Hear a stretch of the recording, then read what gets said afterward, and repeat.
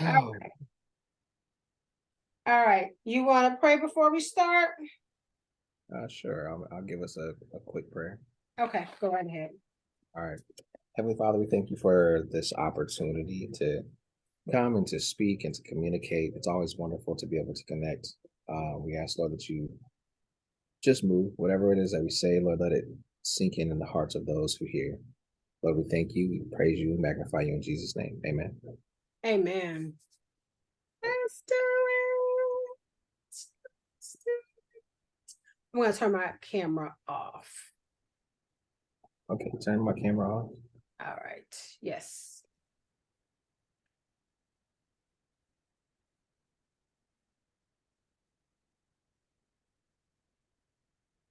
Oh, wait a minute. Okay.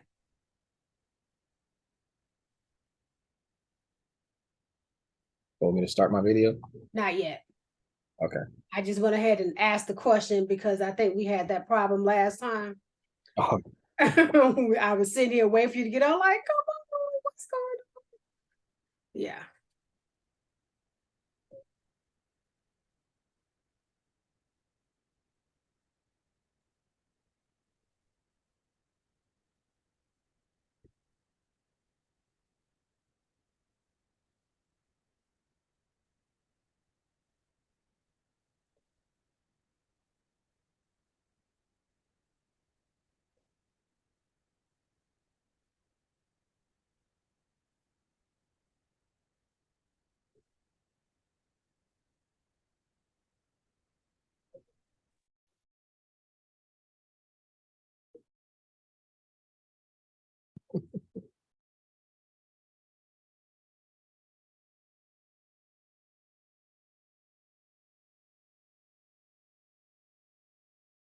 every time you do something, ask me if I want to leave the meeting.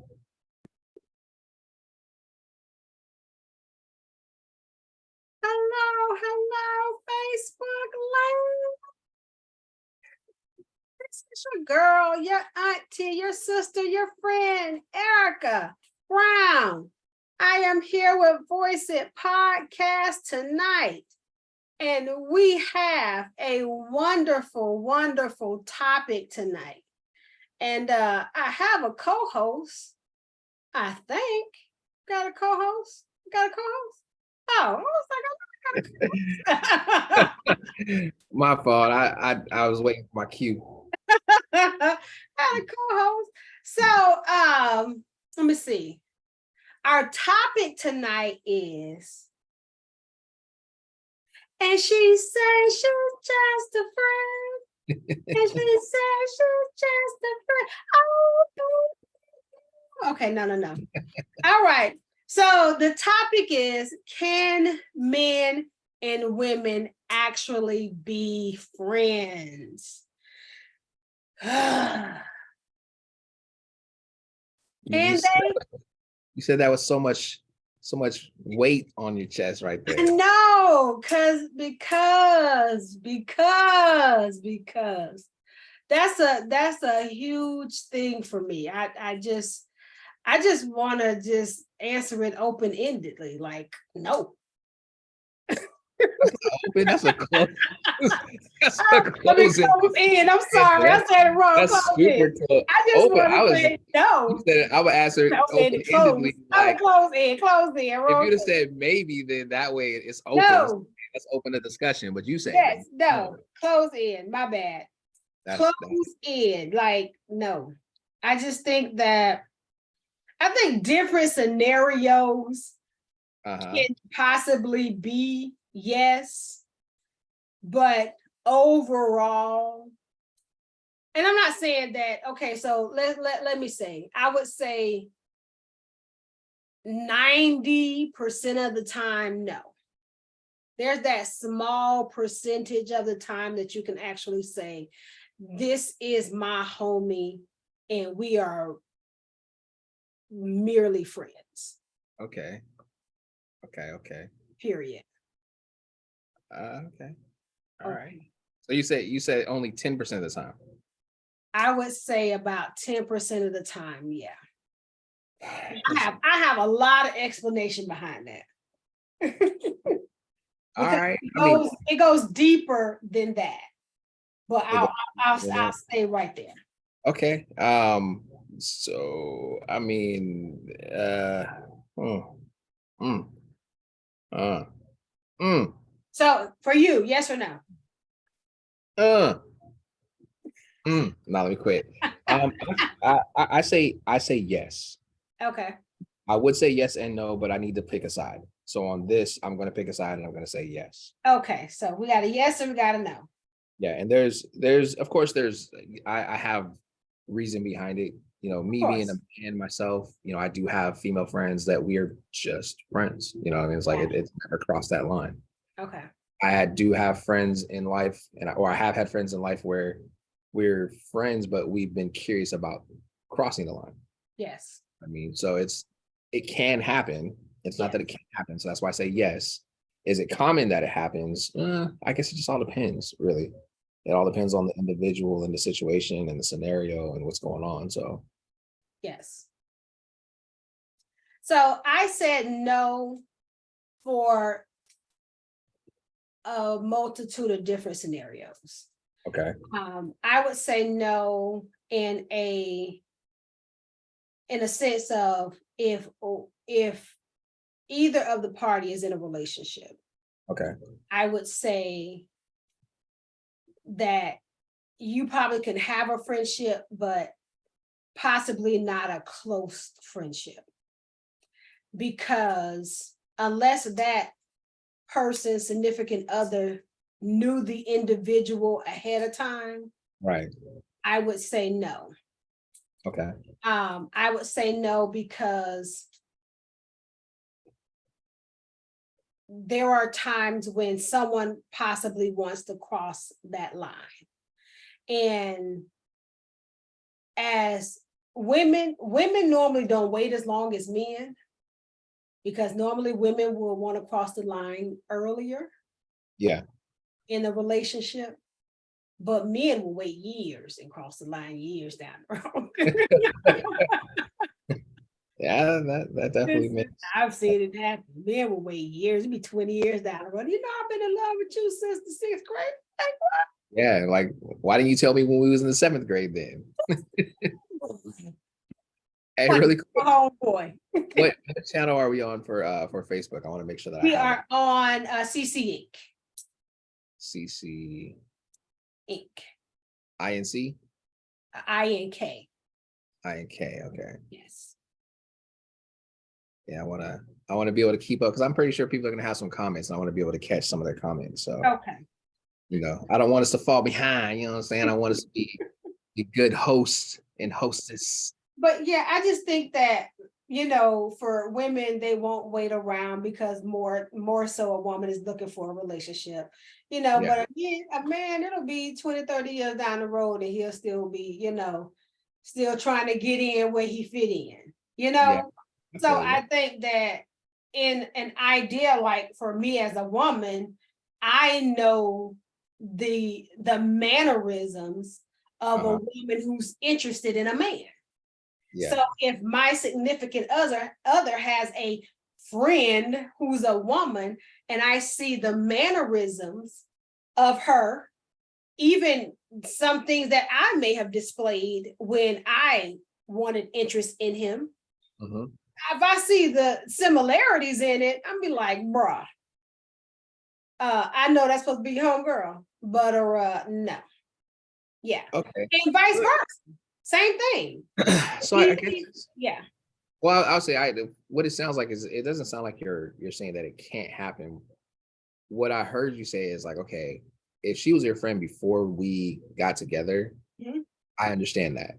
But if she's your friend after we've gotten together, that's where the problem comes in because it's like, okay, why did she want to be your friend now after we got together? So Right?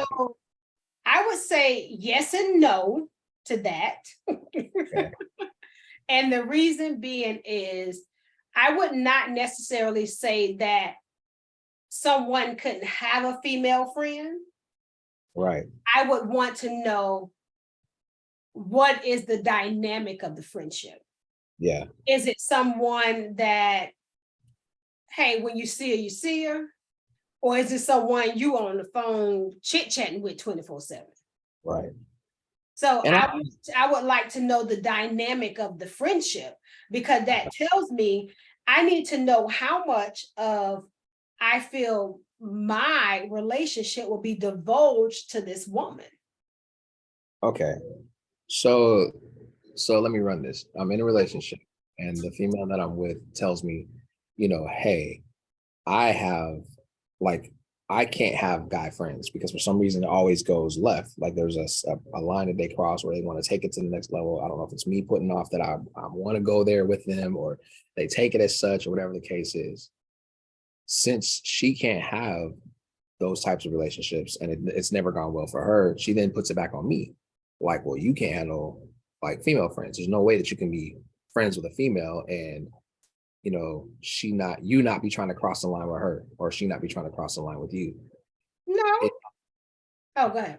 no, I'm saying so my question is like in that scenario, like how do you fold it? Like I know we're kind of rolling a lot of stuff out at one time. Uh-huh. And in the hour that we have together, we're gonna come back and we're gonna start picking all these pieces out and diving So deep. we're unpacking this, people. We're unpacking this one. Matter of fact, just so y'all know, this is like if you ever got home from vacation and had to hurry up and take another trip, you open the suitcase and you start throwing out the stuff. you repack it. That's what we're doing right now. But yeah, so I'm just saying like I've had that, right? Like I've been in that situation. So it's okay. And my thing to her was like I grew up around women. I know that I can handle having female friends and not pursue anything sexually at all.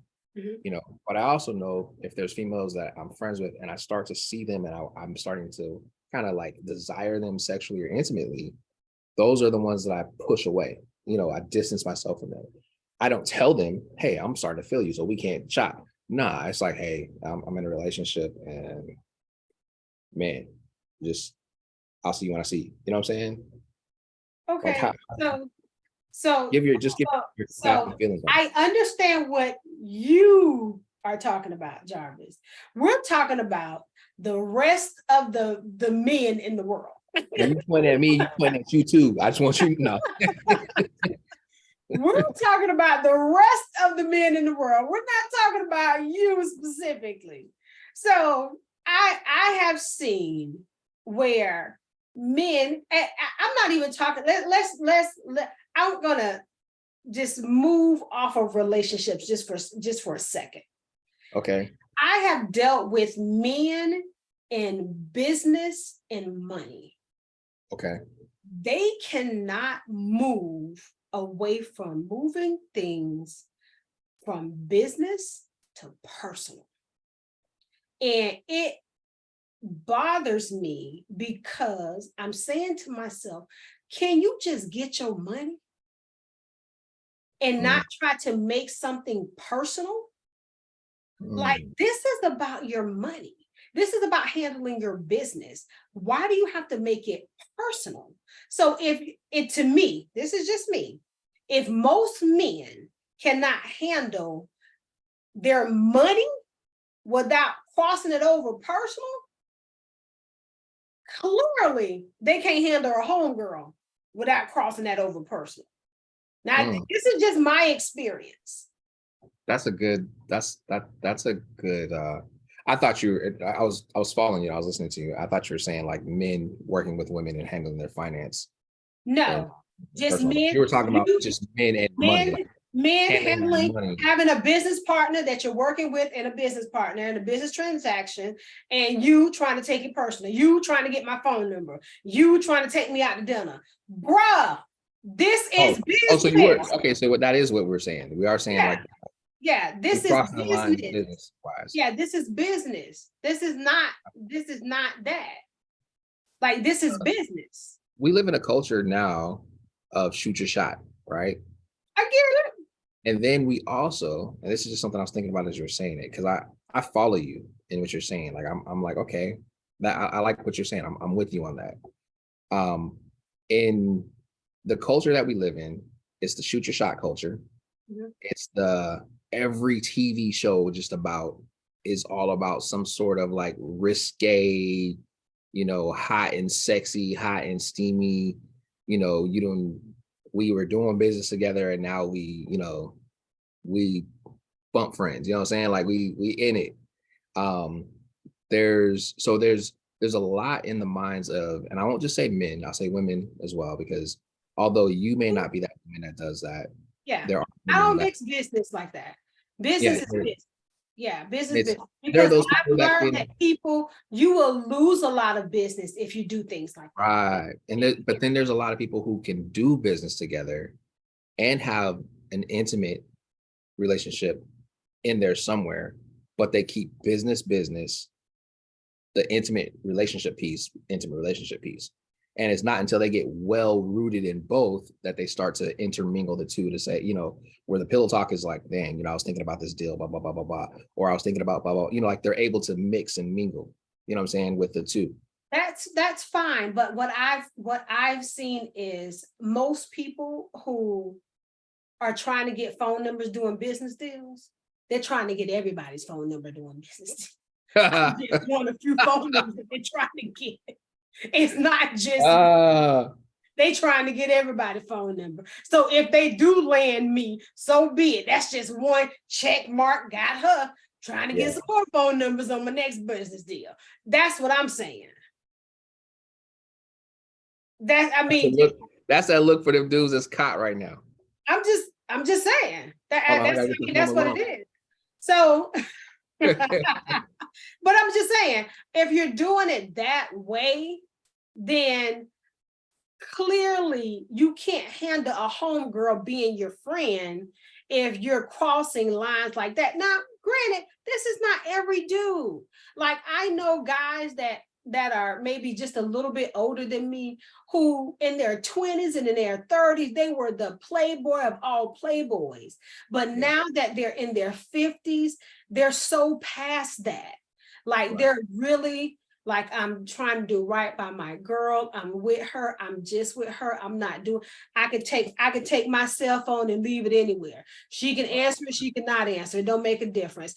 All I know is I'm doing right. That's because they've grown up, they've matured, and they've understood what they lost in their 20s and then their 30s, what playboying and out there trying to have every chicken, as my brother say, buck them all. He called it buck them all. He realized trying to buck them all in his day, it didn't get him anywhere, so they grew up, so when you grew up, you realize that a lot of things, sorry, it's Mary, you realized a lot of things mattered that did not, what you thought mattered didn't matter. Did you lose your earring, or did you just No, it came out. oh, you can put it back in. It's fine. That's the great thing about podcasts, is that I can put my earring back. I'm in a cut. No, I see what you're saying. So so to the initial question, can men and women be friends? Or that's the question, right? Can men and women actually be friends? Be just friends. I still stand on yes. I believe it is something that can happen. I mean, if you think about it, we live in a world of like almost 8 billion people. Mhm. Of those almost 8 billion people, I think it's like the ratio was like 100 to 114 or something like that. Men to women, or women to men. We also live in a space where, while we're asking the question, can men and women just be friends? We also probably need to push the question, can women and women just be friends? Can men and men just be friends, right? And it's because of the world that we live in now. Like, there's the LGBTQ plus community, where that's, you can have two men that you may think they're homeboys, but eventually down the line something may come up, or two women, whatever the case may be. I remember when I was in college, we had I was going to Bethune-Cookman, and at the time that I was there, the dorms were still segregated, right? So the dorms integrated now. You have men and women in the same dorms. We had a freshman dorm, like all the dorms that were for females were all women. All the dorms that were for men were for all men. In the female dorms, you had females that were dating each other that were roommates. You know what I mean? And so you're like, well, what's, so dudes are upset. We're mad. Like, wait, hold up, man. Like, the ratio here is like 14 to 1. And it needs to actually be like 2 to 1, because for every 14, 12 of them is dating each other. You know, it's like your mindset is like, yo, I'm lost with it. So when we ask the question, right? Like it's the question we get caught up in the gender role type of thing, you know, the male, female, I'm man, you woman, let's get it.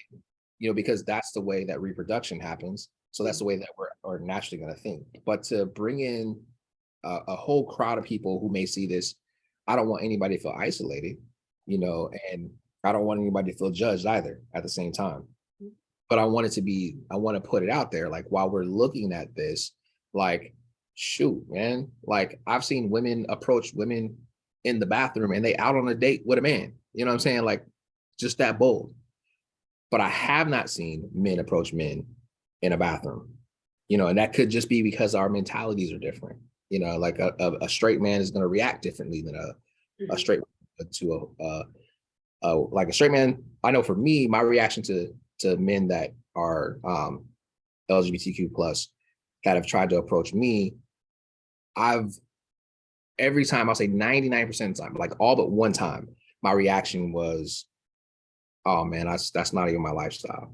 I was like, but I'm cool with you. I don't have a problem with you, you know, and I'm cool being your homeboy, but you trying to be like, nah, that ain't happening. Like that's been my communication with them.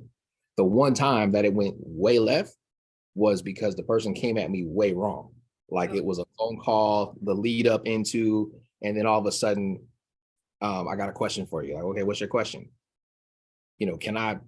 And I'm like, what the, you know, because it caught me off guard. So it's like, you know, where I've seen women where it's like they'll be approached by another woman and they're like, oh no, I'm cool. You know, it's like it's a little, women seem to be a little bit more passive in those situations than men are. Where I've seen a lot of men, I know not you, I'm talking, but I've seen a lot of men who get aggressive, like, nah, man, what up? Because it's something where they feel like it's like frowned on, I guess. I don't know. But I probably opened I up guess for me, I would say for myself, I'm not passive in that because nothing against anyone. right.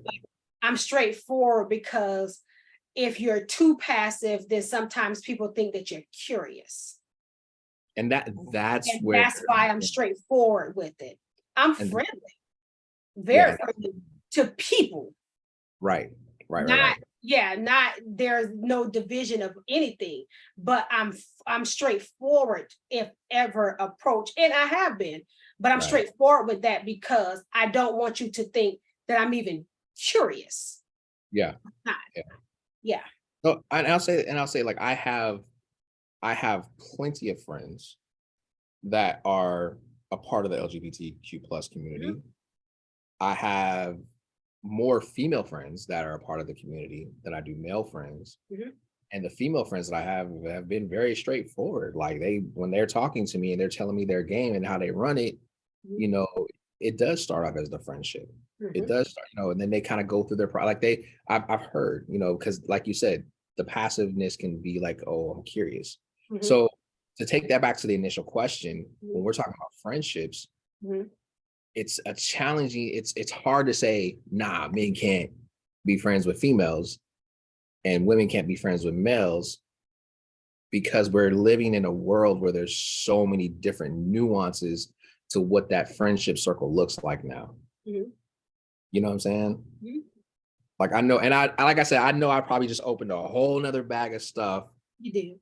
Just dumping stuff all over the place. Yes, you did. Uh-huh. And I do want to say and let it be said that, you know, this is everything that I know about Voice It Mhm. and everything behind CC Inc. It is an organization of love and embrace and cover Absolutely. you and you whatever decision you make in your life on how you want to handle yourself in your life. Absolutely. It's judging you. We're Yeah. always praying for you, always covering you. We always love you.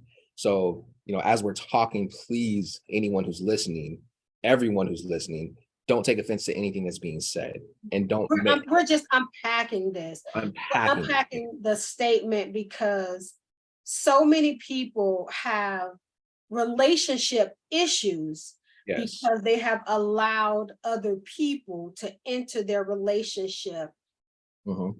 very unknowingly and basically just going off of the word of their significant other stating, hey, this is just my homie. This is Exactly. this is just my homegirl, and we're just chilling.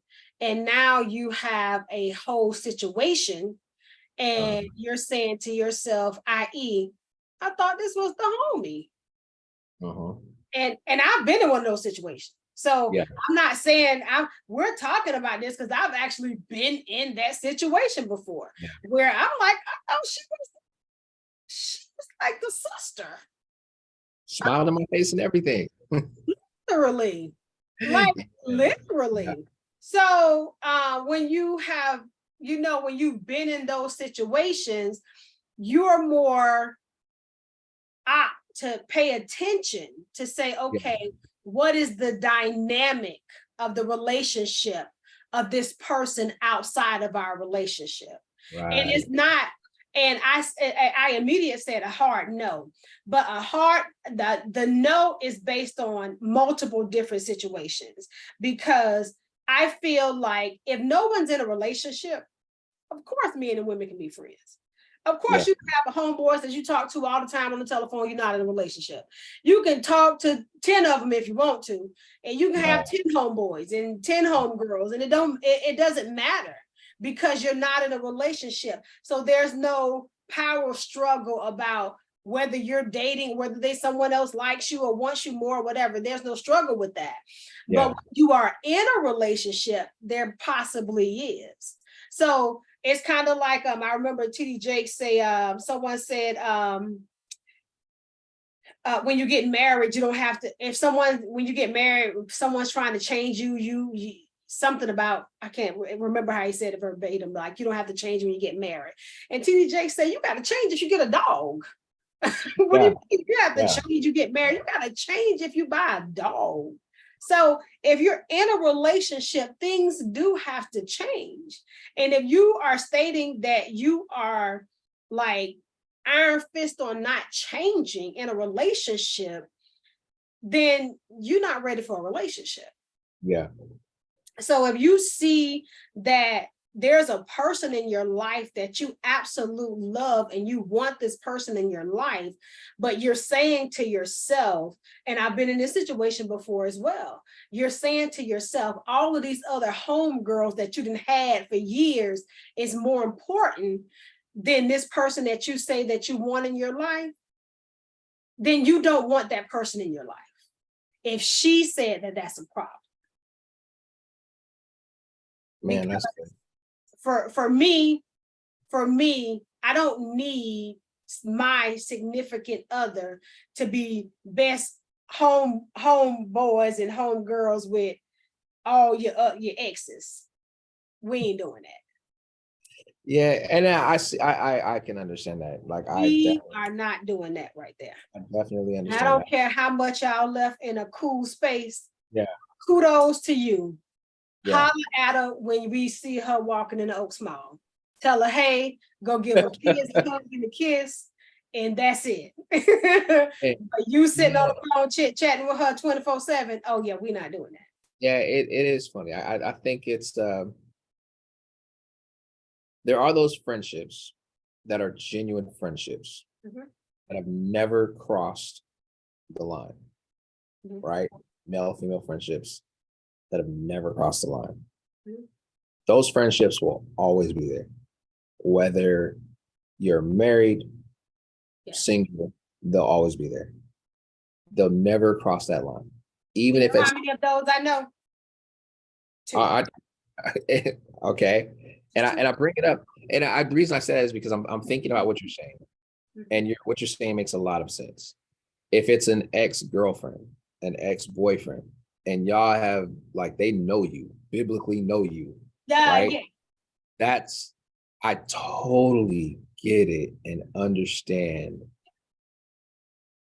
not allowing that friendship to persist, because that person knows the person that you're with in a way that only you want to know the person that you're with. And that can be so uncomfortable. Now, I have seen this where people they've dated like years pass, and they both end up marrying somebody else, and then those families are cool, right?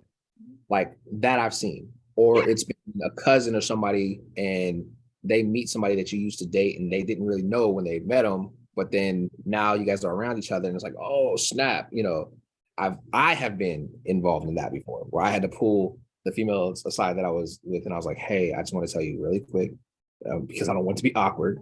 So I didn't know, like, this is a shock to me because back in 8 years ago or whatever, me and her were involved. And I wanted to tell you because I didn't want it to seem awkward. Like, it kind of threw me off to walk in the door and see her standing there. And now I know that that's your brother's fiance's sister. I never knew that. You know what I mean? It's like I had to be like I never knew any of that. But granted, this was like years ago. But she was very cool. She's like, oh, well, thank you for telling me. You didn't have to tell me, and I appreciate you telling me. And I was like, yeah, I just didn't want it to be awkward or be weird. I walked in and I saw her and I was like, oh, and granted, she had moved on with her life, got a child now, and all of a sudden, so, whatever the case may be. But I needed to make sure that up front, like, hey, let me talk to you right away. And if you're not comfortable with me being here right now, it's like, no, I'm fine. Like, you're my man, so I was like, oh, okay, cool. So I understand that. But like I said, there's situations that will arise. I mean, the world is, yeah, we're about 8 billion people in, but it's still a small place. Oh, yeah, very much so.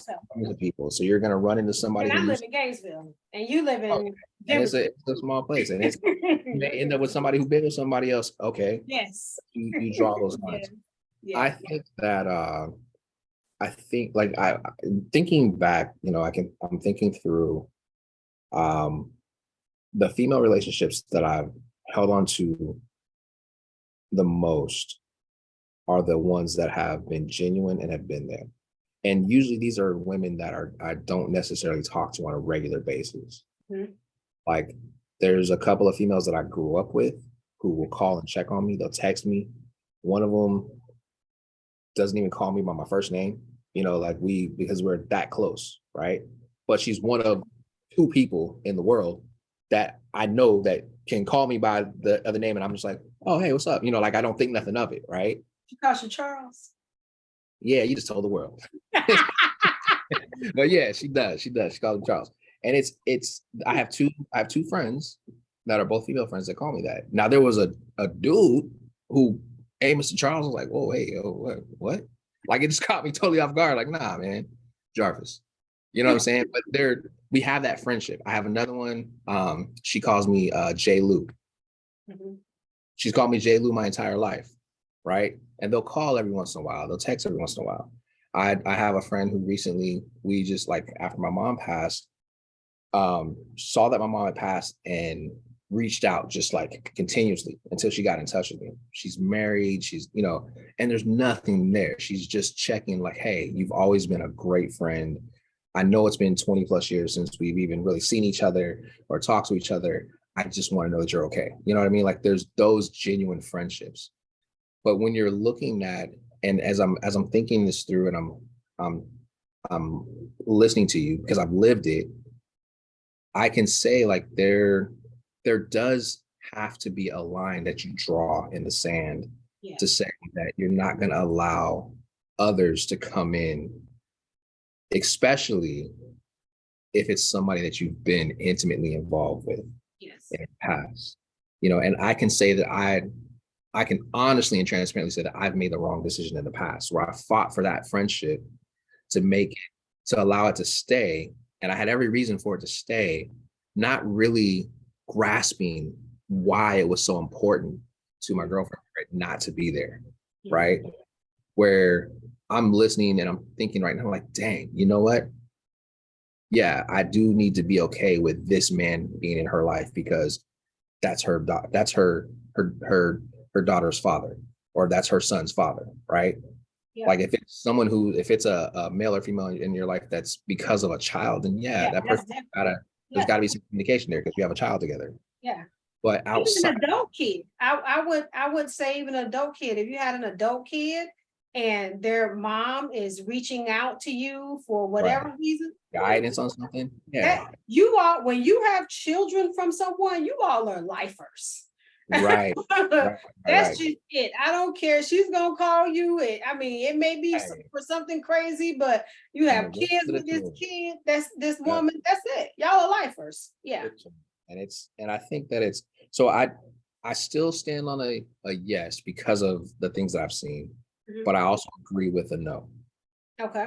Agree with a no because it can definitely make you as a woman on the other end feel insignificant because and it's not even intentional. It's nothing intentional about it. It's just it's a it's a loyalty, morality, like, wait, but this is da da da da, and we're cool, and we're this and we're that.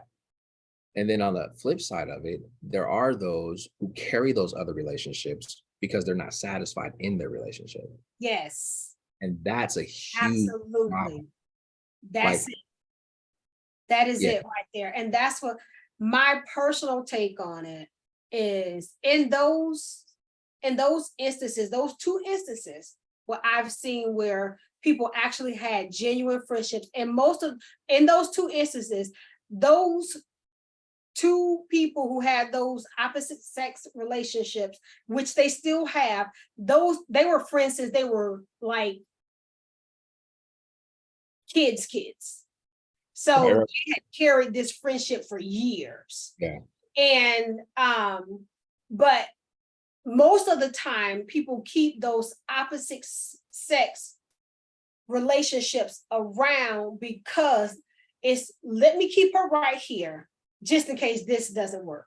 Let me keep him right here just in case this doesn't work. So it's always the backup plan because mm, I know she wants me and I know he wants me and I can keep him right here in the right. friendship zone because I know he wants me. Mm, I can always go back to the friendship, the homie, the big homie, because I know he wants me. So yeah. if this doesn't work, he wants me. So it's almost like you falling back on emotional support. It is. Wow, that's good. That's listen, you freeing a bunch of minds right now. It is. It Yeah. is. And that's what people keep around. And if you constantly keep that around like that, it's like I watched Insecure, right? Go Listen, ahead. I've never watched it. I watched it just recently. It's been out for years. I've never Yeah, watched it. I yeah, watched yeah, it yeah. just recently. And I was like, dang, boy, I had a lot of insecurities at one point. Uh-huh. And I sat and I watched it and I saw a lot of myself in her during Yeah, a certain period of my life. And I yeah, said, when you hop from relationship to relationship to relationship, that is a sense of insecurity. Because what it does, it tells you that, for one, you're too afraid to be alone. You're too afraid to sit with yourself. yeah. And you're too afraid for someone to not choose you. Man, that's good. So you always have to be in a space where you're chosen, Mm, even if it's fake. that's good. Even when you realize the person is not choosing you because of you. Yeah, that's good. And I was like, as I was watching this, I saw some of myself. Now, someone is watching it. There is a woman out there watching this. There may be even a man out there watching this. And if you can see yourself constantly flipping birds, as they call them in the day, y'all flipping birds, you constantly interchanging relationships over and over and over again.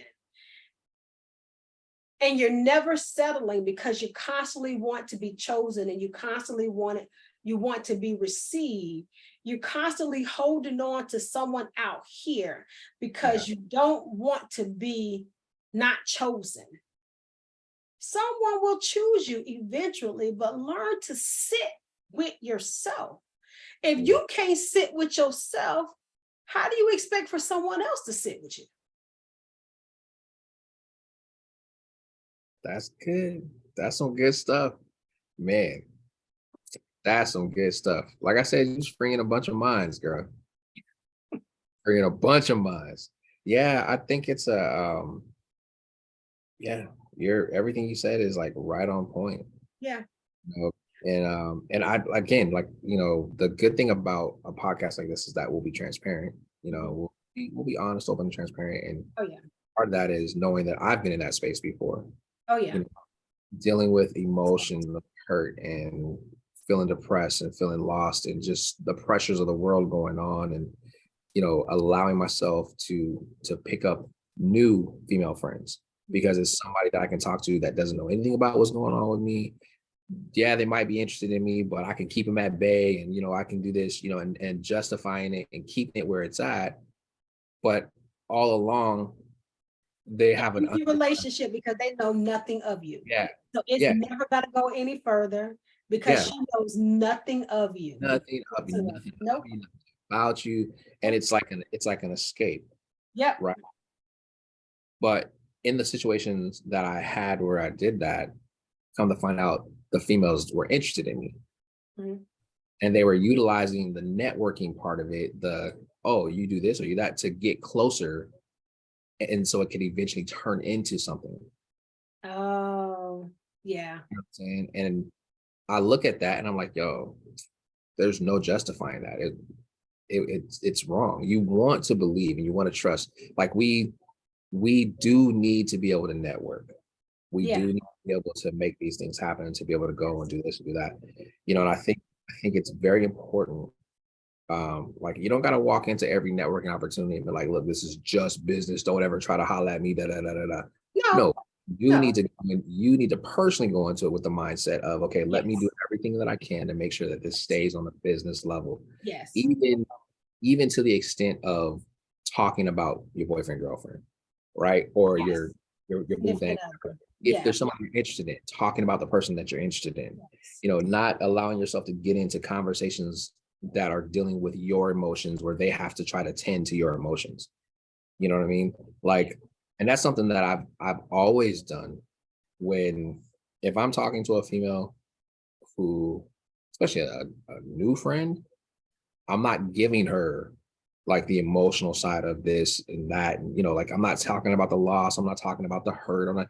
I'm talking about who's playing on Sunday, Mhm. you what college team you like keeping it at that plutonic level conversation. Yeah. And the funny thing is, as I'm thinking about it, any female who was trying to go further than that would be completely turned off, and conversation would cease to happen because they're like, he ain't vibing with me, he ain't feeling me like that, And in the past, um, many years ago, I Sure. could, I just want to make sure I clarify that, because people are like, man, he did this last week. No, many years ago. Um, in the past, I can think back to situations where I carried that, right? And then when she stopped talking to me or stopped communicating, I took the time to find her because now I felt like I lost something, right? Like, wait a minute, like you said, I keep them around because they like me.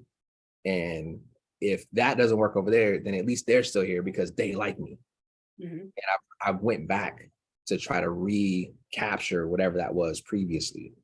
And now that you've gone back to go try to recapture it, you got to go deeper than you did the first time, because you know that they need a little bit more from you. And that's Yep. not fair. Like, we can be so self-centered. Yep. So, matter of fact, every single person who's watching this now and in the future, Erica, you too, Yep. our natural default setting in our lives is to put ourselves at the center of every single thing that happens. Yep. So whenever Well, something, I'll say that, especially us, Jarvis. I'm gonna tell you why, especially us. why? We don't have any freaking kids. Oh, everything's about Everything's about us. about everything.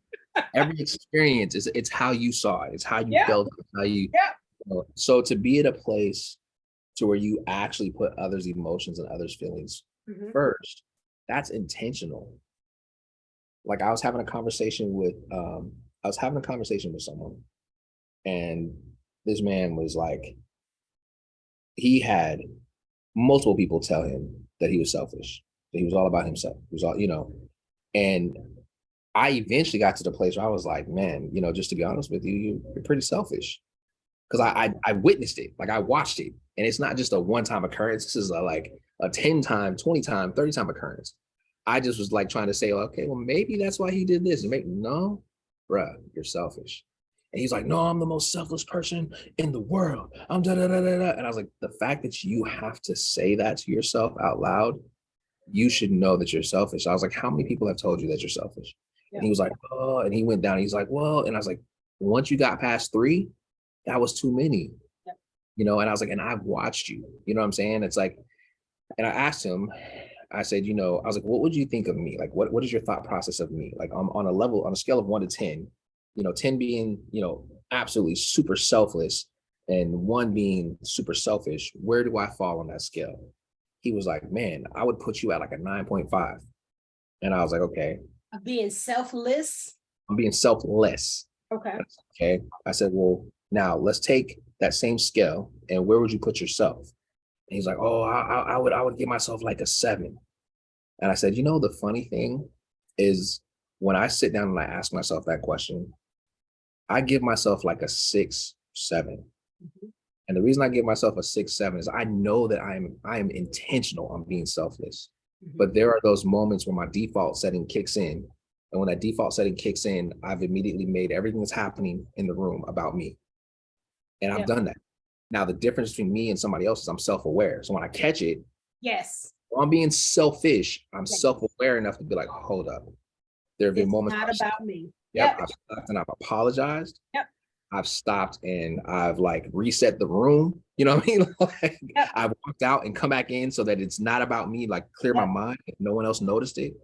And I said, so if I give myself a 6, 7, and on the scale that you just did, you gave me a 9.5 and you were 7, 6, 7, like 6, 7. So if we slide that scale down, that means you're actually like a 3.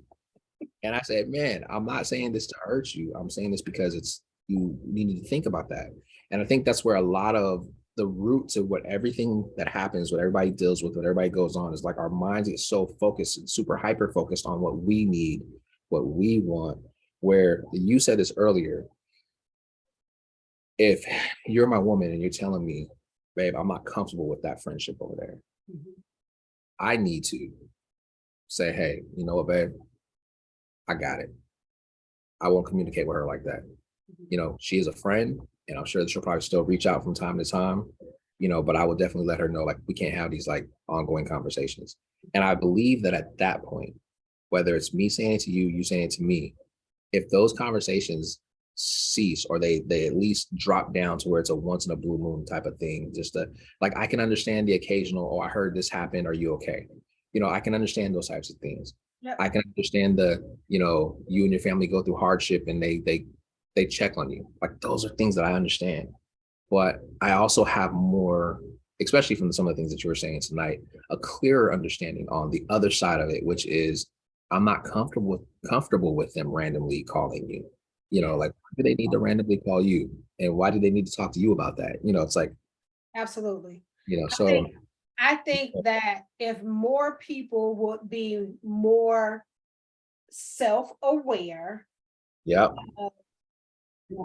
and just recognize. Sorry, it's my grandma passing by in the background. Y'all can't see her because it's blurred out. She walked by and said, she was agreeing. Hey, grandma. I think if people will be more like selfless to understand someone else's, let's see how I can put this. If you can understand the difference between someone trying to control your friendships versus someone just letting you know how they're feeling about a situation, because that's what you get. Most of the time you get people saying, I can't allow her to control what friends I have in my life. If I allow her to control that, she'll be controlling in my life. Same thing for him. If you can understand the difference between control and someone is having a heart issue where they're saying, okay, listen, my heart is not okay with this. Right. Understand the difference between the two. So that know what control is. Be able to see what control is. You know when someone is trying to control you. You know when someone is trying to tell you what to wear, where to go, how to wear your hair, how to do this, that, and the third. You know the difference between that and when someone is trying to control who you hang around, who you be with, da da da. You know the difference between the two. Understand the difference between control and someone saying, "Hey, babe, listen, that cat is not right. I don't think he really wants to be your friend. I know you say that's what he wants, but that's not what I see.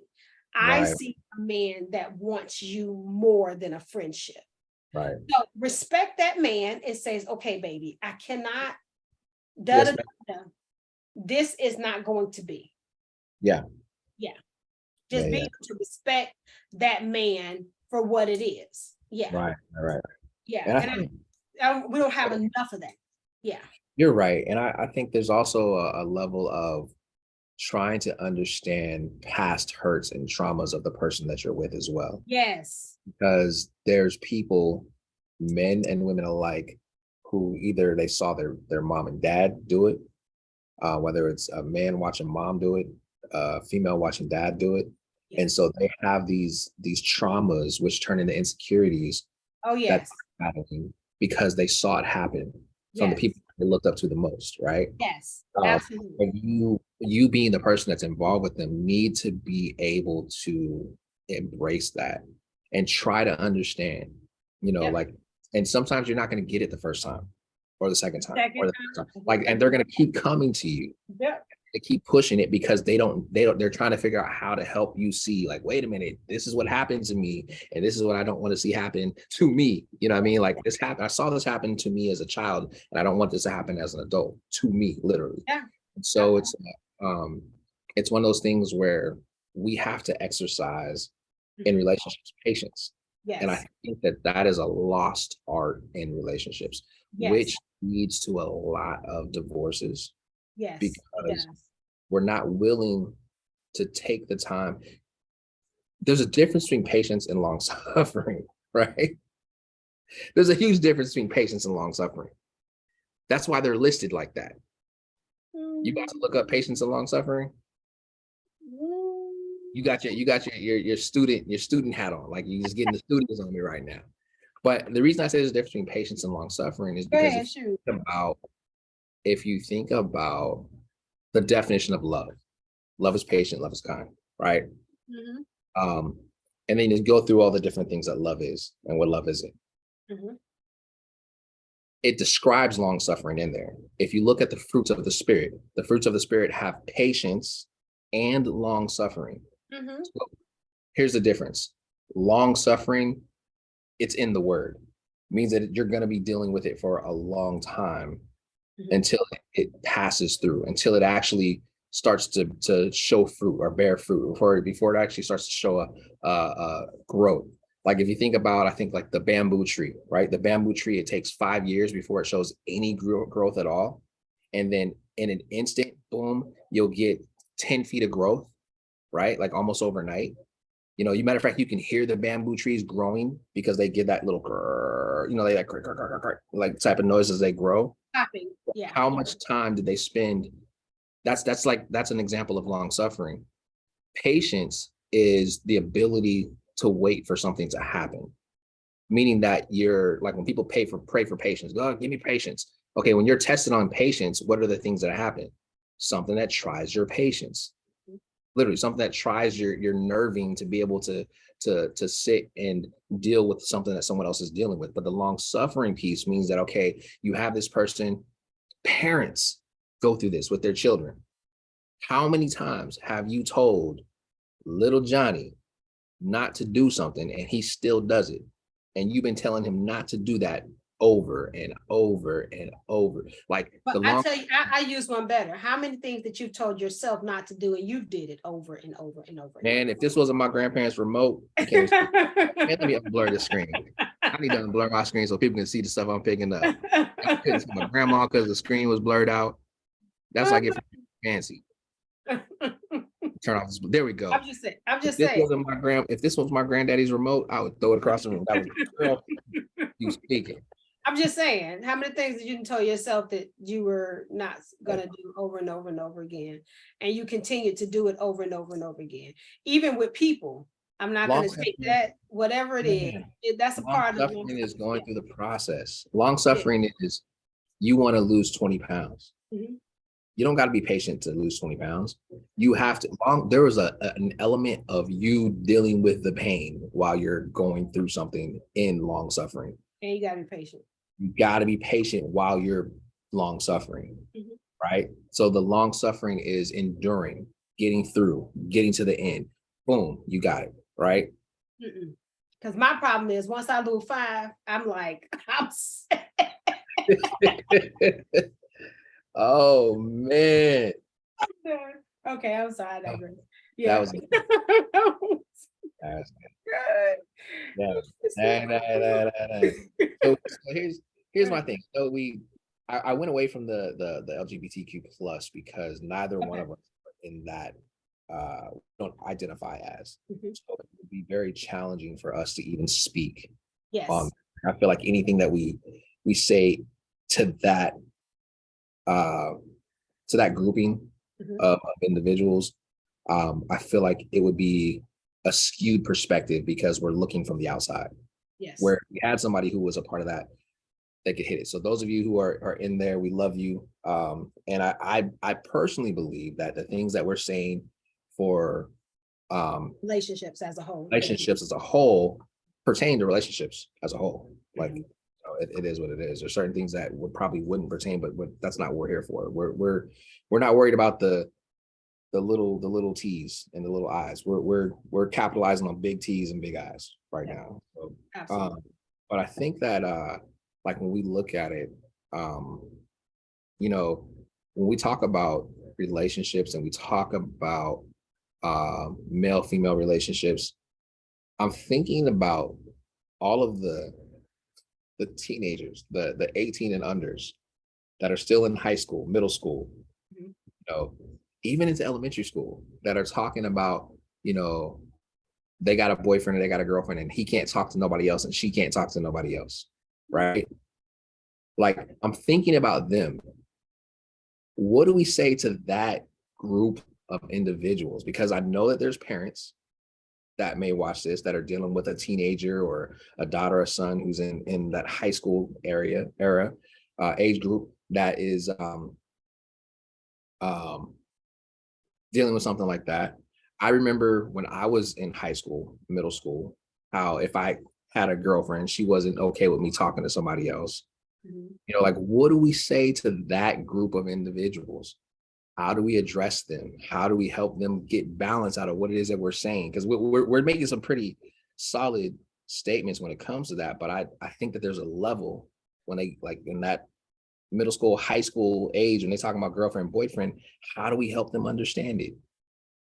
Be being that this is not the target audience, Yeah. and I am not I am the old school auntie. I would say you don't have no boyfriend or girl. Yeah. Go Yeah. sit down somewhere. How about that? That's Okay. me.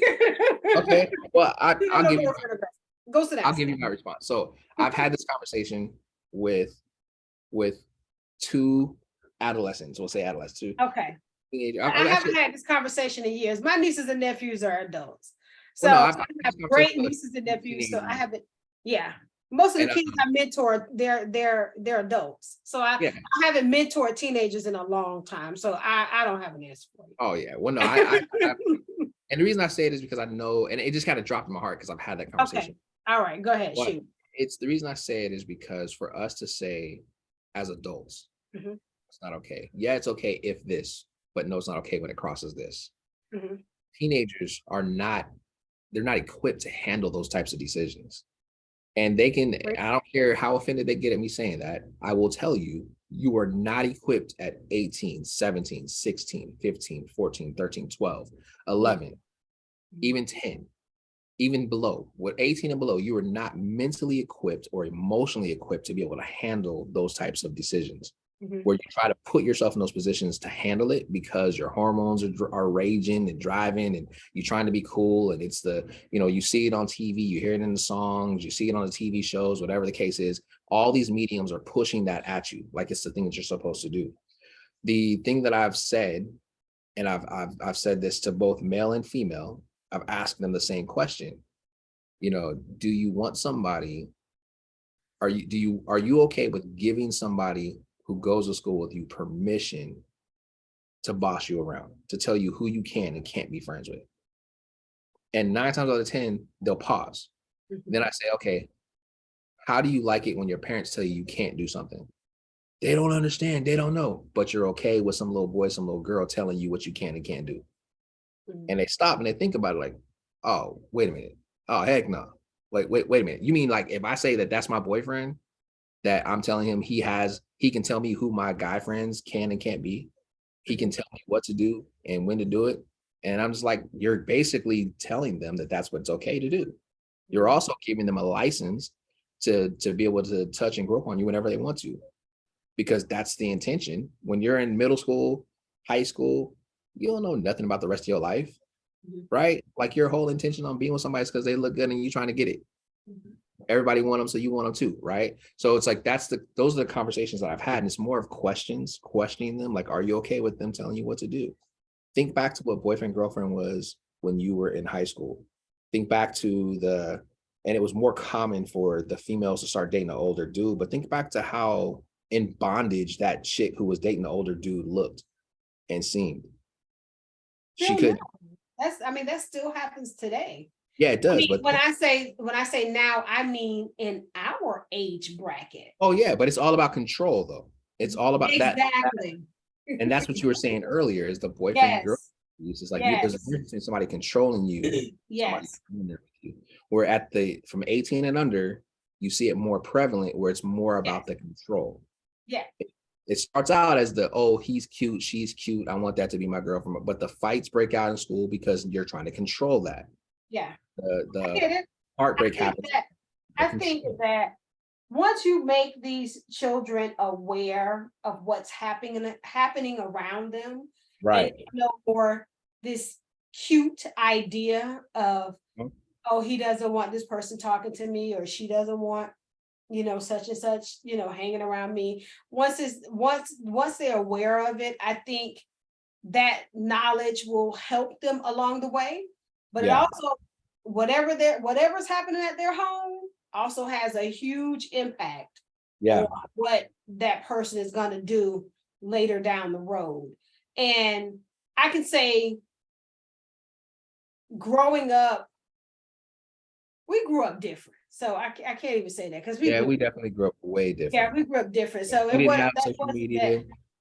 We didn't have that. And I'm not saying we didn't have the dynamic of, the older men trying to date the younger women. No, that was always there.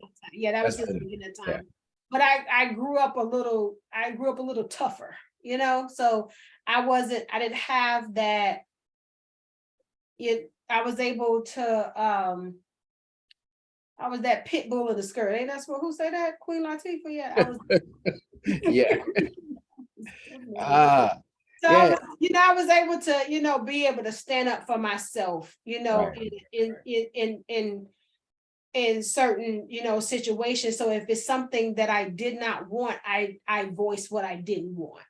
Right. It's still not today. We were talking about it earlier. If something that I don't want, I was able to voice that I did not want it. Yeah. So it's of course I do it a lot different now. Back then, Right. I had no tact, no nothing. It just was whatever. But Yeah. now it's a little different. But I'm still very adamant of the things that, if something that I desire. But the kids are different. Some of the kids are different these days, and you have to go just a little bit further with, understanding the psychology of where they're coming from, because if they're coming from a dynamic of a broken home, it's hard to sometimes pull those kids to the knowledge of, this person loves me, this man loves me, he's going to take care of me and get me out of this household.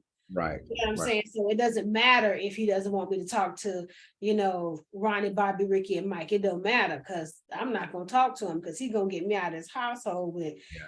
when I live with Roxanne Shante over here. I'm Yeah. getting out. So it just all depends on the dynamic of the kid. It's unfortunate, but it happened in our day, but not as prevalent as it is today. Yeah, there's it. The sad part about today is that there are more predators that Yes, have more access yes. to who their prey are. Yeah, they And have a wider access yeah, versus and it's, back in the day, they were condensed to a neighborhood or yep, they were and condensed to just a region a area, but community now that they have the whole can the go. web. I mean, think about it. You think about what was it, like the 11-year-old girl, 12-year-old girl that Buddy drove up to another state and picked her up from like Indiana or something like that and took her back down to Florida. That's so sad. You know what I mean? Like, and then when they found her, she was pregnant. Like and they're meeting these kids on social media platforms. They're meeting them on gaming platforms with that little Robux platform. There's another one called Discord, which is a chat platform that they utilize for gaming and stuff like that. They utilize gaming platforms, period. PlayStation Network, Xbox, all that stuff. Like they use social, like Snapchat and all these other things. Like they utilize those to get to these kids. The thing is that the kids are trying to be grown. Like it's like, yo, I am grown. I can, I can put on, and they think that they're just putting on and they're setting themselves up. Yeah, That's why it's so hard to stop the sex slave trafficking rings, yeah, as you have kids who are rebelling, who are pushing themselves out there. You have predators who are like, yo, this is low hanging fruit, and swooping through and snatching the low hanging fruit. And it's only by the grace of God that there's a lot of them that haven't ended up in those situations, right? absolutely. So it's one of those things where, when we look at the dynamics of things, the dynamics are much greater than just what's in the household. It's about who are they around that 8 hours of the day when they're away at school. Yeah. What shows are they watching? What are they being exposed to when they're at their friends' houses? Yeah. What conversations are they having? Are parents actually going through and taking cell phones and looking through the cell phones? And Are parents backpacks and actually, everything else. yeah, and it's clear that parents aren't actually taking cell phones from students as often as they say, because if that was the case, you wouldn't have all these students getting jacked up by these these substitute teachers that they trying to flash on because of a cell phone. Like most of the times when students go off on a teacher and it's made it to media, social media, whatever, the ones that I've seen have been centered around a teacher saying you're not supposed to have your phone out in the class, give me your phone. Mhm. And a kid getting slapped crazy and pretty much going to hands with a teacher. Mhm. Things like that happen because social media has become a drug. And it's not a drug that we identify and say, hey, this is a drug. There's a show out called The Social Dilemma, Mhm. and it breaks it down, and it talks about how all that stuff is designed to push things in a certain direction. And I kind of dove into that because I look at that and you mentioned it before, like it's all the way up through adults, like even at our age, this is still happening.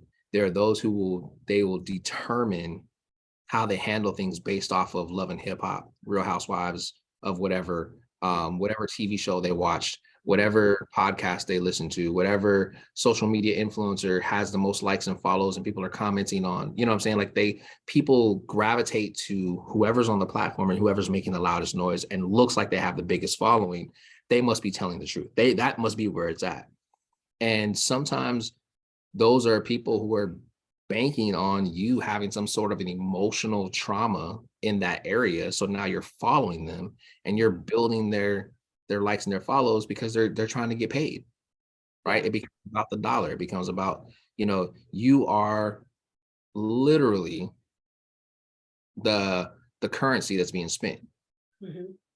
You know what I'm saying? And it's sad to think about it like that. Like we allow our minds to be enslaved to whoever's going to say whatever they're going to say, where we would like to believe that everyone has got a positive intention in what they're doing the same way that we do. Mhm. Not everybody does, and there's the question that I have now that I'll throw out there at you is with everything, because we unpacked a whole lot, with everything that we've unpacked so far, right? What is a solution that we can try to throw out there to people to kind of help them get to that space of going back to the initial question, Mhm. is it okay for men and women to be friends? We've answered that question, Mhm. said yes, and we even gave guidelines onto like how you should maneuver in that. We've said yes and no. There's a yes and there's a no to that. But then how do we, now that we've gone through and unpacked some of the root causes to why there's a problem in these arenas, what are some solutions that we can start throwing at people? I Maybe have something questions. you, okay, I'll say maybe something that's worked for you. I know some that have worked for me, but I, I I, just want to throw that out there. I have quite a few. Oh, So, shout out to my sister for braiding my hair. go She ahead, sis. she did that for me. You did a Shout out nice to my job. brother-in-law for cutting my hair. He did a good job. Okay. Oh, he did a good job. All right, so I have a couple of them. I think one of the biggest things is the biggest word that I think you threw out was self-awareness. Understanding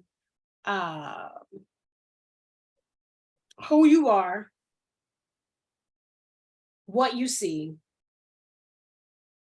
what you're willing to accept. So once you see that, as a whole, you may look at a situation and be like, you know what, that's just his homegirl. It's nothing to it. If you're willing to accept that, you're willing to accept that. Just understand whatever comes with that, good or bad, accept it. Yeah.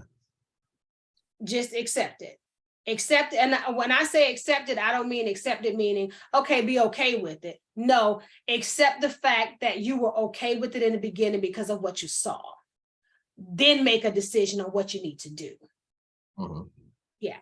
So when I say accept it, don't blame yourself. Don't say you should have seen it. Don't say any of that. No, you trusted someone, you trusted their word, and you trusted what you saw. There's nothing wrong with that. And a lot of people try to blame themselves when they start to not trust what they saw or what they see or anything like that. When things like that happen, like I should have seen it, I should have seen this coming, No, don't put yourself through that. It was what it was. It is what it is. Somebody lied. Somebody was being dishonest. It is what it is. Now, figure out what you're going to do about the situation. So, the next thing is maturity. Mhm. Understand that when people are misleading you based on their friendships, it's all because they have not matured. So basically, the individual they haven't matured. Understand what you have. So if you see someone is immature about how they handle their bills, immature about how they get up and go to work, immature about how they clean their house, immature how they handle personal affairs, just know that when they say this is my homegirl or this is my homeboy, it's probably not that case either. More likely, they're immature about that as well.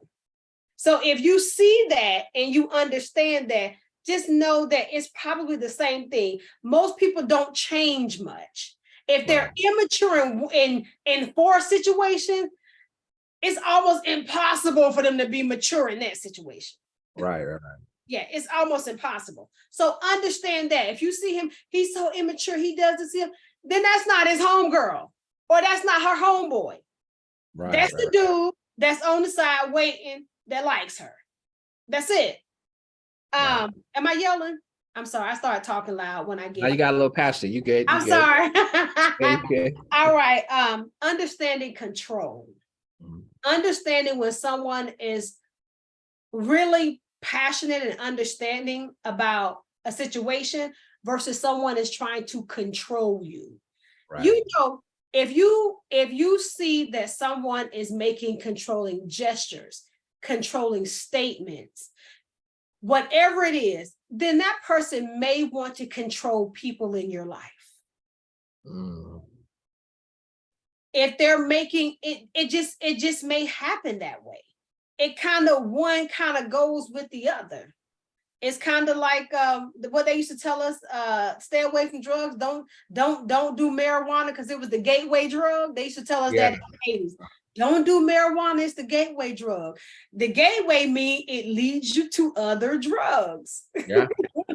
That's what they told us. It leads you to other drugs. Same thing. If he's controlling in one area, he'll tend to be controlling in another area. Same thing with her. If she's trying to control you in this area, she'll try to control you in other areas. Now, it's a difference from someone controlling their life versus them trying to control your life. Right. Now, some people are very in control of their lives. Like, this is what I do. This is how I handle this. This is how I handle my business here. This. That doesn't mean they want to control your life because they're in control of their lives. They're just trying to control their lives. And one thing that I've learned is people who have control over their lives never really try to control other people's lives. That's true. It's most of the people who don't have any control over their life who try to control other people's life. That's true, because when you try to control your own life, you don't have time to control someone else. Yeah. No, not at all. When you're so focused on your own, you don't have time to control someone else's life at all. How big my hand was on the screen. My bad. Zoom out, zoom in. Yes. So those are my tidbits that I would leave everyone with. What are yours? Man, I mean, you said it. Like, it's I have to say I agree with you 100% on everything that you had to say. I would tell everyone that, if you're in a relationship, set boundaries together. And let's not get it confused. Boundaries are what you're okay with, what you're not okay with. It's not ultimatums. Yes. Because there's a huge difference. An ultimatum is basically that falls into the control. That falls back into the this is for me type of a reaction or response or setup in a way. Like the and this is what I mean. Okay, hold on. You said ultimatums go back to control. So what if I said,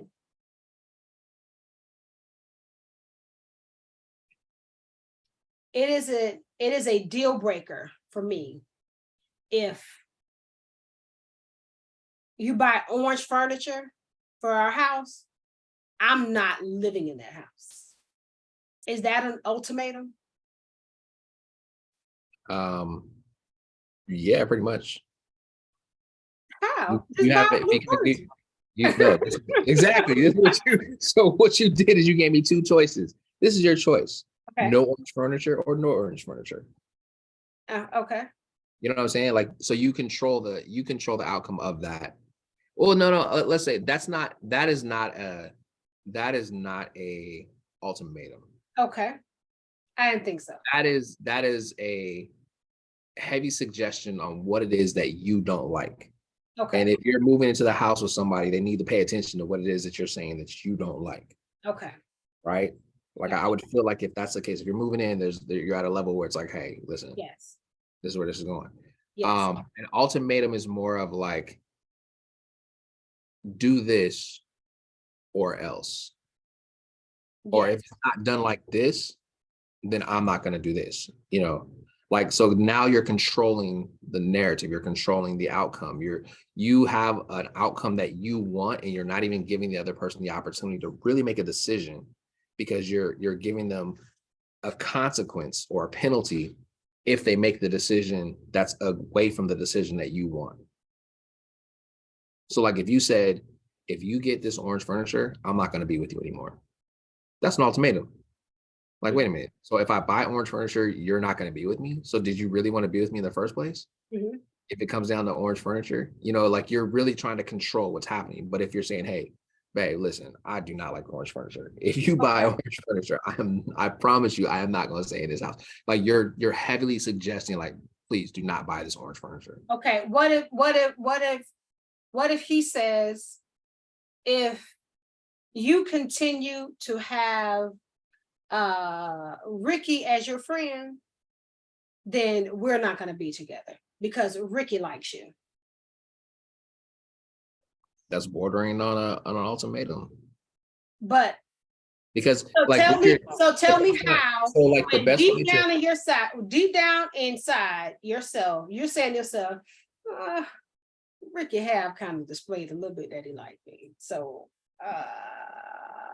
but should I let him control this?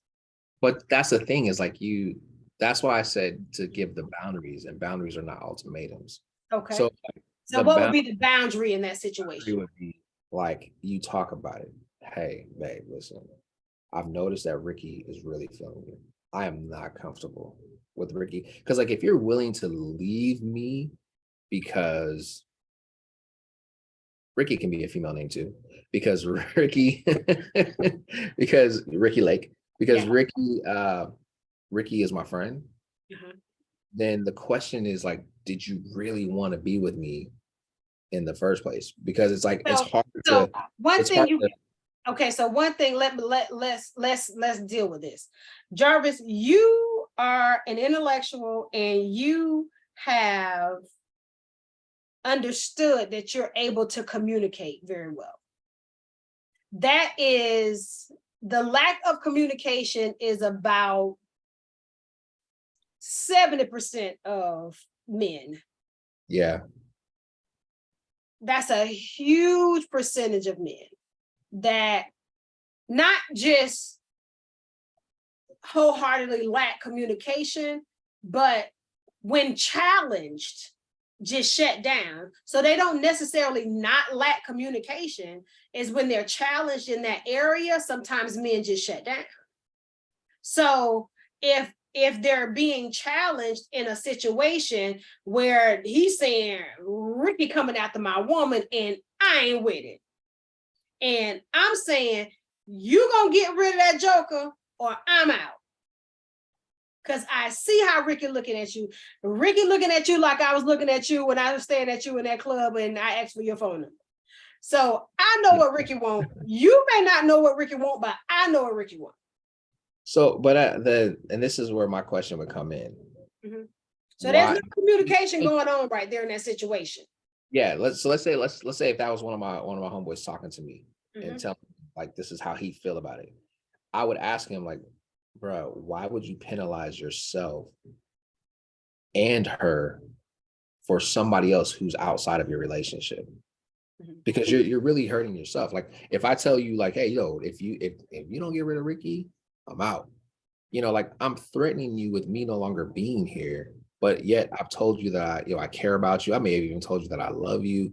Like, do I really love you if I'm willing to walk away from you because some dude who has nothing to do with us outside of him being a friend that's been there, that is displaying things that I'm not comfortable with? So then it rolls back into the communication. Like, okay, let's talk. I understand Ricky's your friend. That I understand. I understand he's been around for a while. Are you okay with me sharing some of the things that I've seen that make me uncomfortable with Ricky? 9 times out of 10, you're going to say, yeah, babe, please share with me. Okay. The way that I looked at you when I first saw you at the spot and I wanted to ask you for your number, Ricky looks at you like that every single time I see him. The little gestures that he's made, the little things that he's done, he had his hand on your leg, like these are things that I've seen that make me uncomfortable. And I'm just saying like, hey, I'm not comfortable with that.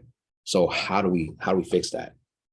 Now that conversation is less pride, you know what I'm saying? And I say pride threatening, it's less threatening, but I throw pride in there because a lot of times we feel threatened because our pride is threatened. Like, wait a minute, tell me what to do. No, now I'm giving you the opportunity to see I'm reasoning with humanity. And you're thinking about it like, dang, you know what? If that was me, I would really want him not to have to deal with so-and-so, da, da, da. Like when I was married, anytime my wife told me like, hey, I don't feel comfortable with so-and-so wasn't around. Like, hey, all right.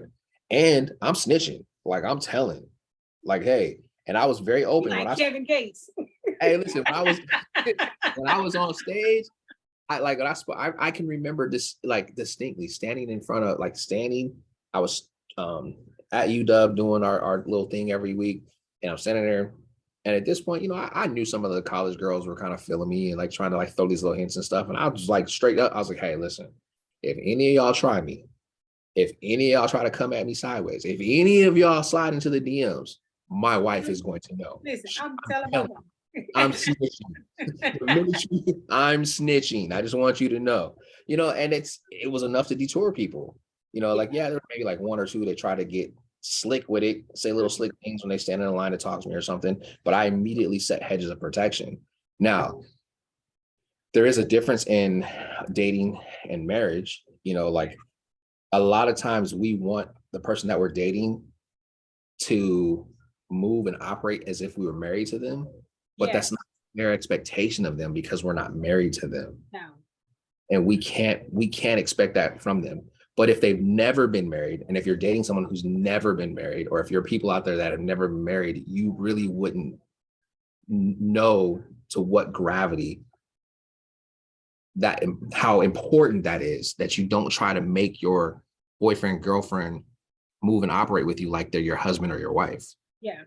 You know what I'm saying? Right. So for me, I don't have the same level of expectations on a girlfriend that I would on a wife. There are things that I definitely would expect from a wife. From a girlfriend, like the expectations from my wife is probably here. The expectations of my girlfriend is probably here. You know what I'm saying? And the reason why the expectation of my girlfriend is lower is because there's certain things that should be guaranteed from a wife on top of the things that you would like to see from the woman that or the person that you see yourself eventually marrying, so that it balances out. But I can't expect you to move and operate with me like you're my wife because we're not one yet. Mm-hmm. Like there's a level of, if this doesn't work out, we can amicably move away from each other, move forward. And yeah, there may be some hurt. There may be some disappointment, but there's no love lost in a sense of you haven't set yourself up for failure. Yeah. Unfortunately, we do live in an era where people will date each other forever and just be like living together and everything. Lifers, but it still doesn't equate. And they'll say, yeah, it does. It doesn't equate to a marriage. Like, I've been married before. There's nothing that I've experienced in a dating relationship that could even halfway amount to the level of emotion and level of feeling that I had in a marriage. Oh. And to say that, like if I were to say that to a woman that I'm like if you say that to somebody you're dating, they're not going to understand that, because 9 times out of 10, they probably never been married, unless you date somebody. I would say, if you're dating someone who's been married, then they'll know. Yeah, and you'll date someone who's never been married, then they wouldn't know. Like when you're dating someone who's been married before, like having been married and dating someone who's been married, things can move along organically so smoothly. Like it's just like, oh, okay, you have some questions that may go up, and at one point you may be here and they're here, but then they may jump you and be here and you're there. And then all of a sudden you both kind of come down like, oh, let's take a couple steps back. And then it's kind of like you start gradually, like you understand because you've been there, right? Like, you know what's going on. Oh, yeah. So I know that's a tough piece of info to throw out there, and a tough way to say it. And not everybody's going to receive it the same way, but the reality is it is truth. You know what I mean? It is truth. And I think too many times you expect out of a boyfriend, girlfriend, or a dating situation what you should really not even try to expect until you get married.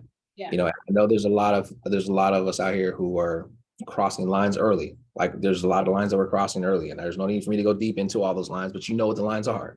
We cross them. And, I don't have a problem with any decisions that you make. Just know that you still can't expect from that person what you expect from them if you say the I do's. Because until you say I do, you can always say I don't. The problem is people jump in saying I do, treating an I do like it's the boyfriend girlfriend situation, and it turns into a divorce. Mm-hmm. You know what I'm saying? So, but I was supposed to be giving the people. This is what I say, everybody. I need you to be self-aware. Mm-hmm. That's what I would say. I know we went on another rabbit hole, and we're about 30 minutes over our time, right? So I'm gonna wrap it up quick. Be self-aware.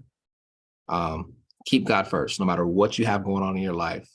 Keep God first. You know, don't ever allow people to push you off of what you know to be so in your heart that God has shared with you. Now, you could be missing it, and you got to be okay with knowing that you could be missing it. So if you have more than one person telling you the same thing, listen, because that could be God's way of letting you know, like, nah, you missed me completely, right? But there's a reason why I say keep God first and to be self-aware, because if you can keep God first and to be self-aware, those two things alone will set you up for success in a sense of you literally being able to reset your default setting. And that default setting that I'm talking about is making yourself the center of focus on everything. The world does not evolve around you. The only place that the world evolves around you at is in your own mind, in your own head, in your own emotions. That's the only time, and your own experiences is the only place where the world evolves around you. But the reality is the world, being the sphere that it is, with the 8 billion people that are on this world, it evolves on its own axis, and every single individual has their own set of issues, their own set of celebrations, their own set of things that they have going on. The people who are going to make the biggest impact, that are going to have the biggest change, that are going to leave the biggest footprint, are those people who learn how to put others first and take care of those people around them. Also keeping in mind that you got to self-care. That's important. But if you do those two things, I believe that that'll set you up for a whole lot of success. Amen. Amen. Yeah, that's it. That's what I got. That's what I got. That's it. That's all you got. Thank you. Thank you. Thank you, Facebook land, for watching us tonight. Thank you for just joining us tonight and gracing us with your presence. Oh, King Jarvis Henderson. Thank you for just blessing us tonight. I really enjoyed the topic tonight. I think that everyone could learn something great from this. Yeah. Don't take us to heart, but just please take something from this podcast and add some form of value to your life from it. You all be blessed, and we will see you in a month. That's 30 days, maybe 31. All right.